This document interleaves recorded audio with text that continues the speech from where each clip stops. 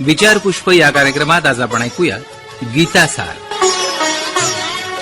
श्लोक गायन प्रमोद पद्मश्री श्रीनिवास कुलकर्णी यांनी केले. विवेचन केले लक्ष्मण महाराज चव्हाण यांनी.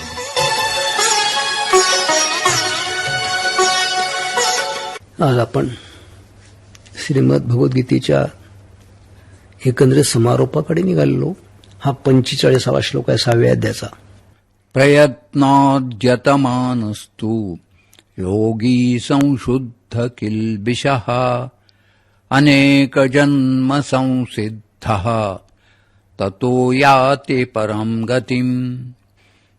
आणि या श्लोकात भगवान म्हणतात की अर्जुना, अशा प्रकारे योगाचा अभ्यास करणारा योगी अत्यंत शुद्ध पापरहित होऊन अनेक जन्माच्या प्रयत्नाने सिद्ध होऊन ब्रह्मगतीला प्राप्त होतो. केवढं मोठं भाग्य आहे त्याचं. काय म्हणतात भगवान की असा मागच्या जन्मातला अर्धा राहिला योग अभ्यास तो या जन्मात कसा पूर्ण करतो, तर वास्तविक पाहता अत्यंत शुद्ध पापरहित होऊन अनेक जन्माच्या प्रयत्नाने तो सिद्ध झालेला आहे. तो ब्रह्मगतीला प्राप्त होतो. याविषयी ज्ञानवांचं म्हणणं ऐकून घ्यायचं आपल्याला. जे वर्षशतांच्या कोडी जन्मसहस्राच्या आडी लंघिता पातला थडी आत्मसिद्धीची.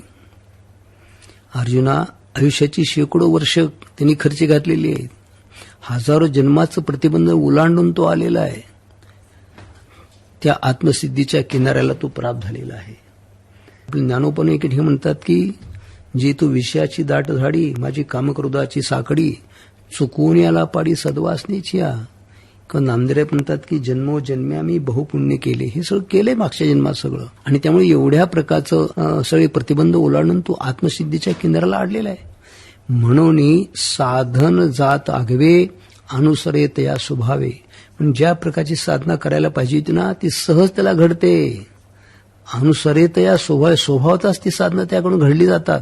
मग ऐतेची बैसी राणी विवेकाची. आणि त्याला कोणी असं शास्त्र शिकवावं लागत नाही, विवेक कोणी सांगावं लागत नाही. तो विवेकाच्या राज्यास्थानावर बसतोच. असा अशी ब्रह्मेची स्थिती जी सगळ्या गतीची गती, ही ब्रह्मस्थिती प्राप्त होणे म्हणजे सगळ्या गतीची गती आहे. याचा अर्थ जे मुख्य प्राप्तव्य आहे. तर या अमूर्ताची मूर्ती होऊन ठाके असं अमूर्त असलेल्या आत्मस्वरूपाची मूर्ती तो होतो. त्याने बहुती जन्मी मागिली विक्षेपाची पाणीवळी आडिली म्हणून उपजत खेळ बुडाली लग्न घटिका. असं मागच्या अनेक जन्माचा त्याचा प्रयत्न होता. पुष्कळ मोठी विक्षेपाची संकट होती. ती चुकून आज तो आत्मस्वरूपाला प्राप्त होत असतो. आणि त्याच्या जोडून असणारा हा 6व्या अध्यायातला 46वा श्लोक आहे.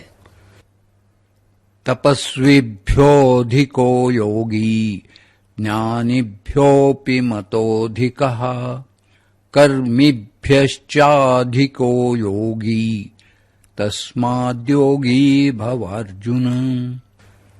त्या योगी पुरुषाचं कौतुक सांगतायत भगवान कृष्ण परमात्मा. अरे अर्जुना, हा जो योगी पुरुष आहे ना तो सर्व तपस्व्यापेक्षा श्रेष्ठ आहे, ज्ञानांच्यापेक्षा श्रेष्ठ आहे, कर्म करणाऱ्या पुरुषापेक्षा सुद्धा श्रेष्ठ आहे. आणि म्हणून अर्जुना तू योगी हो असं भगवान त्याला म्हणतायत. आणि आता योग्यांची माऊली ज्ञानोबर आहे. त्यांचं तर मनोगत असंच असणार आहे. ते म्हणतात की जया लाभाची आशा करून या धरे भाऊचा भरवसा घालीत षटकर्माच्या धारसा कनिष्ठ. अरे अर्जुना, ज्या आत्मस्थितीचा ब्रह्मस्वरूपाच्या लाभापोटी जनी आणि करुणी धरे भाऊचा भरवसा घालीत षटकर्माचा धारसा ज्यांनी यजन षटकर्म केलीत आयुष्यभर. कशा करता?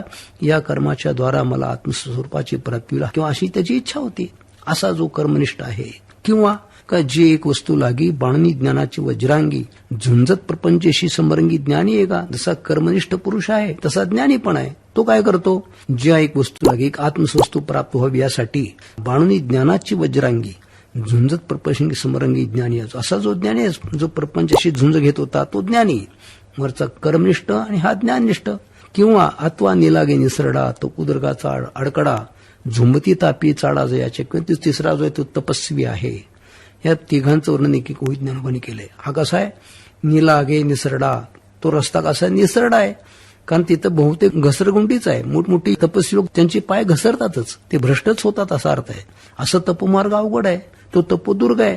आणि त्या तपोदुर्गाला तप करण्यासाठी जे झुंबतात ना, ज्या तपस्वी होतात ना जे तपस्वी, त्याची तो आपण सोय झाला निर्वाण अशा प्रकारचा हा आणि जो योगभ्रष्ट पुरुष आहे या जन्मामध्ये कर्निष्ठ पुरुषाला, ज्ञानियाला किंवा तपस्व्याला जे प्राप्त होत नाही त्याला या जन्मात प्राप्त होतं.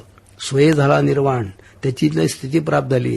जे साधकाचे कारण सिद्ध तत्व, साधक ज्यासाठी प्रयत्न करतो ते सिद्ध तत्व त्याला प्राप्त होतं.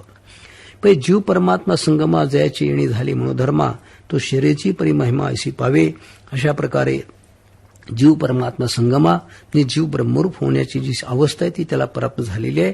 म्हणून या कारणे तू ते मी सदा म्हणे. म्हणून अर्जुना असा हा योग मार्ग आहे. तर माझी इच्छा आहे, मी तुला सांगतोय की योगी होई अंतकरणी पंडुकुमारा. हे अर्जुना, इथे पंडुकुमारा शब्द वापरलेला आहे की तू पांडूचा मुलगा आहेस आणि पांडूचा फार मोठा पुरुषार्थी होता, तसा तो पुरुषार्थी आहेस. म्हणून माझी इच्छा आहे की तू अंतकरणापासून योगी हो, असं भगवान कृष्ण परमात्म्याने अर्जुनाला आणि या श्लोकाद्वारा प्रवृत्त केलेलं आहे.